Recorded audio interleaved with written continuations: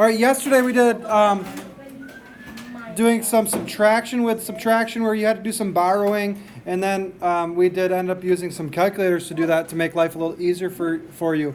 On the test, you will be allowed to use calculators on those types of problems. On this one, we're going to use calculators. On the test, I won't give you problems that require you to borrow when you subtract, but so when we add and subtract, sometimes we have to borrow because we don't have enough in one thing. So when we do subtraction with borrowing, I will allow you to use your calculator on the test. When you aren't needing to borrow, you'll still need to know how to do the regular subtraction with the fractions, which is making sure you have common denominators and so on. So today, though, I'll let you use your calculators for these ones so that if there is any borrowing, you don't have to worry about that. Okay? So solving fraction equations.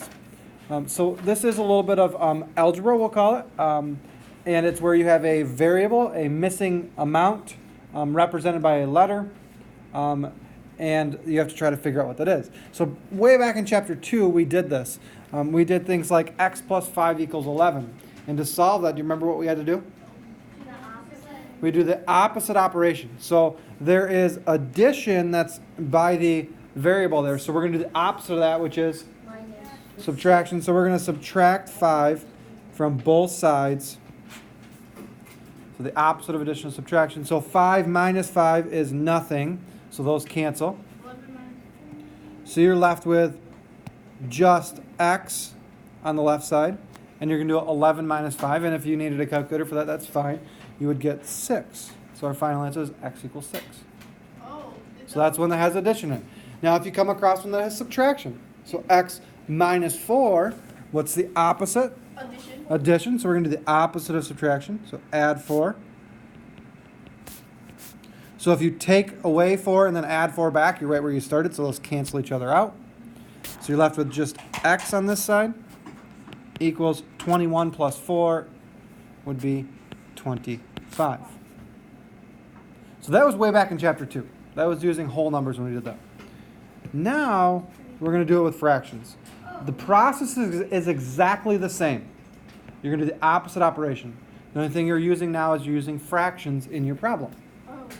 So we have x plus 6 2/3 equals 11. So what am I going to do? I'm going to do the opposite, which is subtraction. So I'm going to subtract 6 2/3. That cancels out on the left side. On the right side, I'm also going to subtract 6 2/3. So I have x equals, and this is where you'd grab your calculator. You'd plug the information in. 11 minus 6 2/3. I already got it in my head. Yay.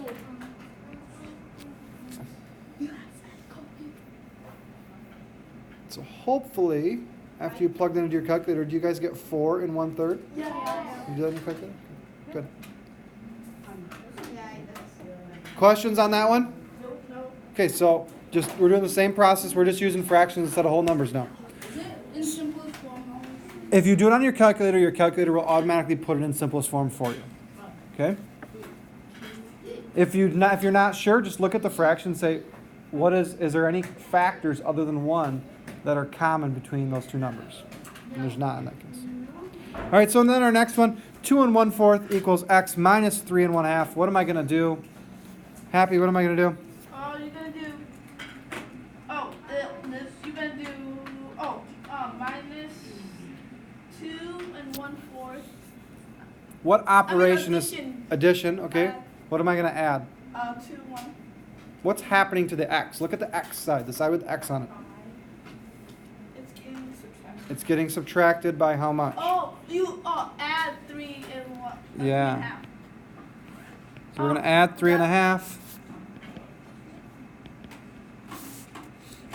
The 3 1/2s cancel. You're left with just x on the right side.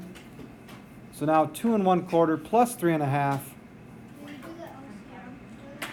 So if you want to do this one, you can use your calculator for this one if you want. Or if you want to do it without the calculator, you would find the lowest common denominator of 2 and 4. So you would have 2 1/4 plus 3 2/4 is the same as 1/2. So you'd add your whole numbers. 3 plus 2 is 5. 1/4 plus 2/4 is 3/4. So we'd have 5 3/4. But if you want to plug that into your calculator today and do that way, that is fine. So what am I looking for on your homework sheet today? I am looking for you to first write out the problem. Second, write that step that you're doing to it, what you're doing, and then your third line is going to be your answer. Okay. So every problem that you do that's solving an equation will have 3 lines today. The problem, what you're doing to the problem, and then your solution. So those 3 lines.